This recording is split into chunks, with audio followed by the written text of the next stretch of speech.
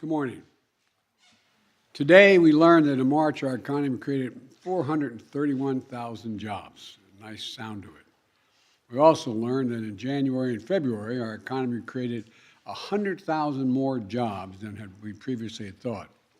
That means that over the last 3 months, the economy has created more than 500,000, more than 500,000 jobs a month. Over the course of my presidency, our recovery has now created 7.9 million jobs. More jobs created over the first 14 months of any presidency in any term ever. And that's striking. But what's even more striking is this. In March, the unemployment rate fell to 3.6%, down from 6.4% when I took office about 15 months ago. The fastest decline in unemployment to start a president's term ever recorded. In fact, there have been only 3 months in the last 50 years where the unemployment rate of America is lower than it is now. And what it means is clear, it's very clear. Americans are back to work. And that's good news for millions of families who have a little more breathing room and the dignity that comes from earning a paycheck, just the dignity of having a job. And more Americans get jobs as they do. It's going to help ease the supply pressures we've seen. And that's good news for fighting inflation. It's good news for our economy, and it means that our economy has gone from being on the mend to being on the move. You know, the American people, I think they're beginning to understand that this American Rescue Plan, and there's no reason why they should know the names of all these pieces of legislation that got passed, but the American Rescue Plan, with it we were able to get Americans vaccinated, schools opened, and businesses humming. A leading financial firm, Moody's, estimated that because of the rescue plan, 4 million more American jobs were created, and unemployment is 2% lower than it would have been had we failed to move that legislation. Thanks to our infrastructure law, we have more than 4,000 projects getting started this year, 4,000 in every single state in America, total of 4,000, and all 50 states rebuilding America. We're building a recovery worthy of American workers, strong and resilient. And it's going to be able to overcome the headwinds that it has of Delta, Omicron, and even more in Europe. Our policies are working, and we're getting results for the American people, which is what it's all about, to state the obvious. Record job creation, record unemployment declines, record wage gains. And by the way, jobs and unemployment are not just another statistic. They go directly to the core of what the economy represents, the ability for hardworking Americans to live with dignity, support their families, and build a better life for their children. People are making more money. They're finding better jobs. And after decades of being mistreated and paid too little, more and more American workers have real power now to get better wages and to do what's best for themselves and their families. Some people see that as a problem. We've had this discussion in the past. I don't. I see it as long overdue. So when you hear these numbers, they're not statistics. It's a statement of the type of economy we're fighting for. An economy, as I've been saying from the beginning, built from the bottom up and the middle out, not from the top down. When we do it that way, everybody does well. Everybody wins. Even though we created a record number of jobs, I know, that this job is not finished. We need to do more to get prices under control. Putin's invasion of Ukraine has driven up gas prices and food prices all over the world. To help deal with that, yesterday I authorized the release of 1 million barrels per day for the next 6 months from our Strategic Petroleum Reserve. Acknowledge this by far is the largest release of our national reserves in our history.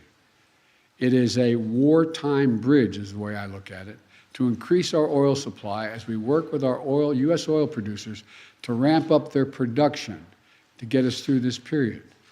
I've coordinated this release with partners and allies around the world.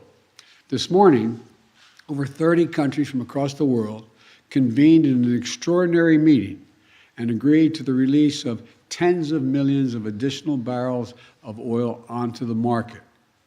Hundreds of hours of meetings with key allies, keeping them together, is paying off.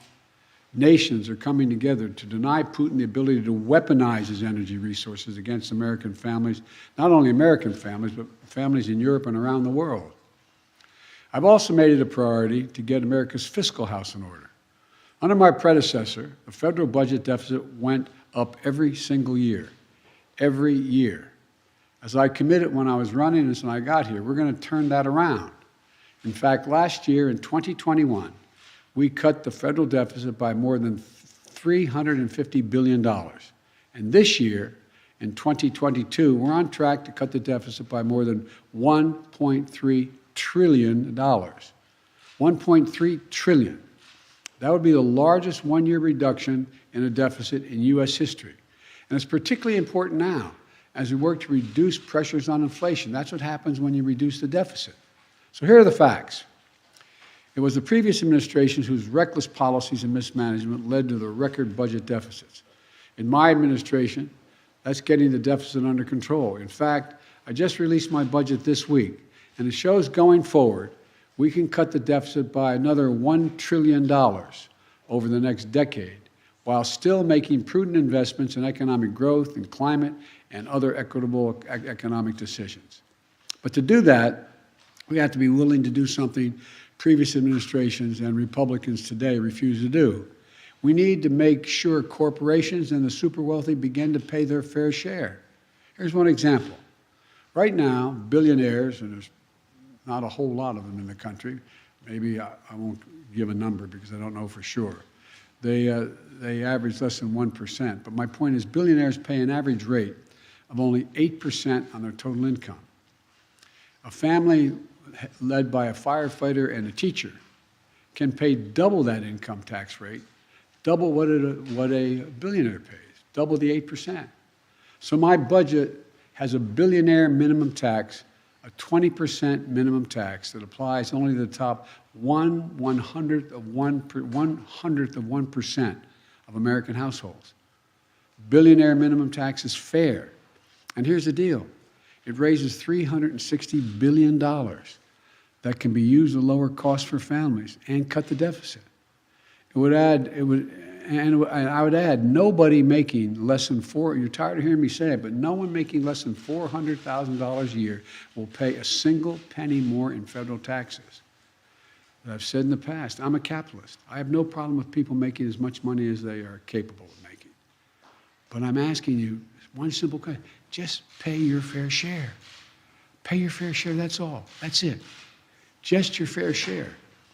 And no one can argue that 20% for a billionaire is unfair. Here's what this adds up to. We're going to continue to create jobs, bring down the cost for families, and rein in deficits left by my predecessor. All important steps in to continue our historic progress to build a better America. I said from the outset, we're the only country in the world that comes out of crises stronger than we went into them. That's what we're doing here. I want to thank you all for showing up today, and we'll have plenty of time to answer questions about other items other than the jobs report next week. Thank you. Appreciate it. So what about inflation? We're on inflation outpacing wages, Mr.